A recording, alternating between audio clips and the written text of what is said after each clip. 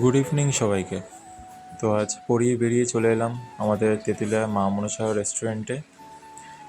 তো ভাবলাম সন্ধ্যাবেলা কিছু খেয়ে যাই, তো সেই জন্য এখানে চলে এলাম। এসে দেখি এখন বিরিয়ানি তৈরি হচ্ছে। বিরিয়ানি তো সবারই প্রিয়, আমারও প্রিয়। তো ভাবলাম বিরিয়ানি খাবো কি না, তো বিরিয়ানি তো খুবই ভালো লাগে। তখন বিরিয়ানি তৈরি হচ্ছে, তো ভাবলাম বিরিয়ানি নেব। তো ভাবলাম না থাক, এখন বিরিয়ানি নেব না, বিরিয়ানি পরে খাবো। তো এখন ভাবলাম তাহলে পকোড়া অর্ডার দেওয়া যাক।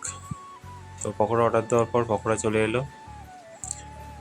তো পকোড়া খেতে থাকি এখন। পকোড়াটা খুবই সুন্দর খেতে। তো আমি এখন পকোড়া খেতে থাকি, আর তোমরা চ্যানেলটা সাবস্ক্রাইব করে দাও।